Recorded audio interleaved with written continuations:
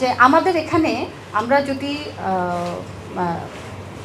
ওটাকে কি বলে মানে টয়লেটের যে ব্যবস্থা যদি আমরা দেখি, হ্যাঁ, এখানে নারীদের জন্য আসলে মানে কি আমরা কখনো এরকম এগুলো মাথায় রাখি যে এখানে এতজন নারীর চলাফেরা, ফলে এই জায়গাটায় এই পরিমাণ বাথরুমের ব্যবস্থা রাখতে হবে।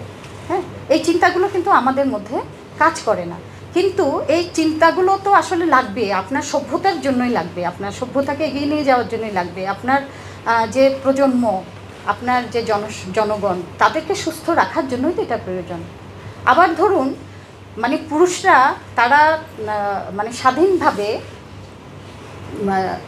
মানে বাথরুম সারতে পারেন রাস্তাঘাটে, সেটার জন্যে পুরো শহরটাকে মানে মাঝে মাঝে মনে হয় যেন এটা একটা ওপেন একটা বাথরুম, তাই না? তার মানে স্বাস্থ্য বিষয়ও মানে আপনাকে যে আপনার যে সচেতনতা, সেই সচেতনতাটা আপনাকে ওই জায়গায় নিয়ে যেতে হবে যে রাষ্ট্র এখানে ভাবতে বাধ্য হয় যে পরিবেশটাকে সুস্থ রাখার জন্যে, পরিবেশটাকে উন্নত রাখার জন্যেই তার এই ব্যবস্থাগুলো কিন্তু প্রয়োজন। হ্যাঁ, আমরা দীর্ঘদিন ধরে বলছি যে নারীদের মানে যারা শ্রমজীবী নারী আছেন তাদের মাতৃত্বকালীন ছুটি দিতে হবে এবং সেটা সবেতন। আমাদের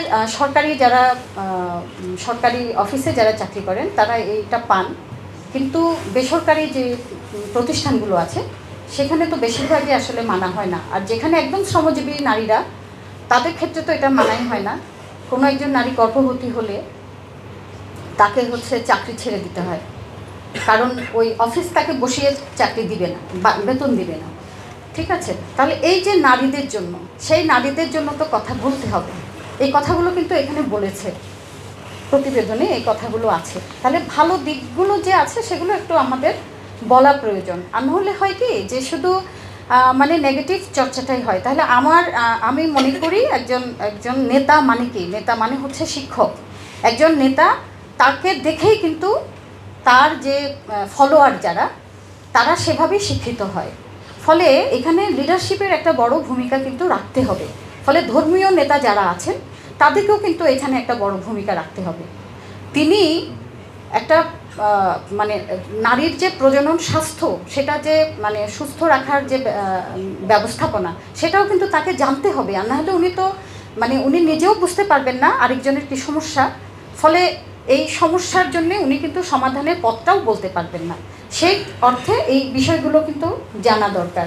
তাহলে আমি যেটা বলছিলাম, এই যে মাতৃত্বকালীন ছুটি কিংবা ডে কেয়ার সেন্টার, আমাদের যে নারীরা তারা তো আসলে কর্মক্ষেত্রে না আসুক, এটা তো আমরা চাই না। নারীদের এই জায়গাটায় দুটো কারণেই আমরা এটা মনে করি, মানে দুই দিক থেকে। একটা হচ্ছে, একটা নারী সে যখন শিক্ষিত হচ্ছে, সে যখন পড়ালেখা শিখছে, তার পেছনে রাষ্ট্র যে ব্যয়টা করছে, সেই ব্যয়টা কিন্তু তাকে রাষ্ট্রকে রিটার্ন দেওয়ার জন্যে। তার মানে সে যেই ক্ষেত্রে সে স্পেশালিস্ট বা সে যেই জায়গাটায় রাষ্ট্রকে পে করতে পারবে, তাহলে সেখানে তো সে পে করতে চায়, সে তো কাজ করতে চায়। হ্যাঁ, সেই জন্য নারীরা চাকরিতে যাচ্ছে।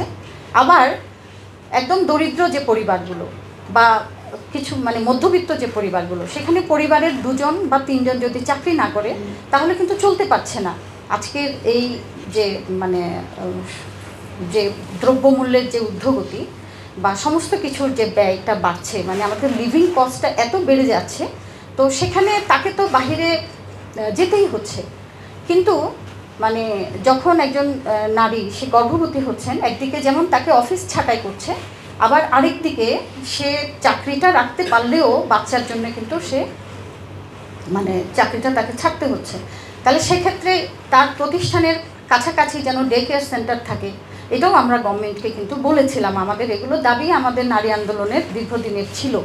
ফলে সেই জায়গা থেকে আমরা মানে দেখেছি যে এই প্রতিবেদনে তারা কিন্তু সেই বিষয়টা রেখেছেন। হ্যাঁ, তো এই যে বিষয়গুলো আমি আসলে বলতে চাচ্ছি যে আমরা এটাকে তুলনামূলকভাবে যেন বিচার করতে পারি, এখানে কি ভালো দিক আছে আর কোন দিকটাকে আসলে কিভাবে আলো ফেলতে হবে, সেই জায়গাগুলোকেও কিন্তু আমাদেরকে খুঁজে খুঁজে দেখিয়ে দিতে হবে। হ্যাঁ, এখন ধরুন যে মানে যে নারী প্রতিবেদন, যে নারী কমিশনের যে সংস্কার কমিশনের যে প্রতিবেদন, সেই প্রতিবেদনটাকে মানে বাতিল করতে বলছি কেন, এই কথাটা যদি আমরা জানতে চাই তাহলে আসলে খুব বেশি মানে যুক্তিসঙ্গত উত্তর কিন্তু এখানে আসে না। মানে একটা হচ্ছে হ্যাঁ, ধর্মকে এখানে অবমাননা করছে।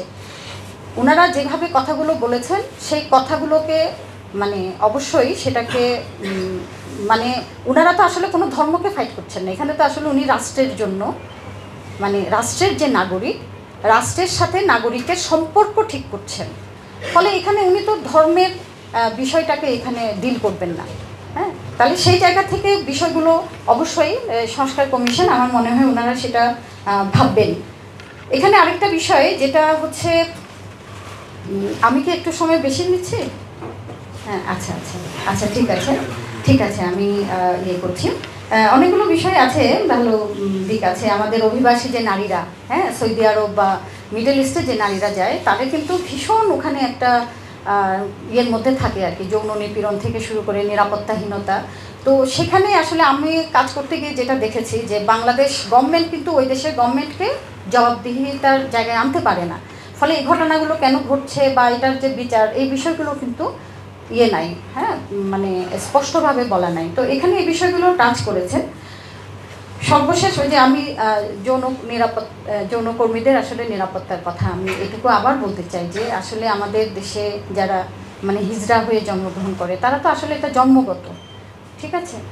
আমাদের এই যে বোনেরা যারা, মানে এটা কি পরিমাণ একটা নির্মম, একটা নিগ্রহ, মানে একটা নিগৃহীত জীবন, হ্যাঁ, ওই জীবন যারা যাপন করে সেটা তারাই বোঝে। কিন্তু তারা যখন সমাজ থেকে একটা নেগেটিভ একটা মানে আচরণ পায়, তখন কিন্তু তারা হোস্টাইল হয়ে যায়। ফলে সেই জায়গা থেকে আমার মনে হয় যে এটা, আমি অনেকের সাথেই কথা বলেছি যারা ইসলাম ধর্ম প্রতিষ্ঠার জন্য কথা বলেন, তাদের সাথেও কিন্তু আমি ব্যক্তিগতভাবে যখন কথা বলেছি তখন আমি এই ইয়েটা পেয়েছি যে না, ওনারাও চান যে এই নিগৃহীত জীবনটা যেন মেয়েদের না হয়। মানে কেন, তাহলে যেই ছেলেরা তাদের কাছে যাচ্ছে, তাহলে তাদের বিরুদ্ধে আপনারা প্রতিবাদ করুন, তাদেরকে আপনারা প্রোটেস্ট করুন, তাদেরকে আপনারা জনসমক্ষে তুলে আনুন। কিন্তু এই যে নারীরা, এরা ভীষণ অসহায় কিন্তু। ফলে আমরা চাই আসলে নারীর ক্ষমতায়ন হোক, নারী একটা সুস্থ সুন্দর পরিবেশে বেড়ে উঠুক, তার জন্য যে শিক্ষাটা দরকার সেই শিক্ষাটাই আসুক, এবং একটা মুক্ত একটা পরিবেশ আসলে আমরা চাই। আসলে আমিও মাঝে মাঝে ভয় পেয়ে যাই যে কোন কথা বলে আবার কি বিপদে পড়ে যাব।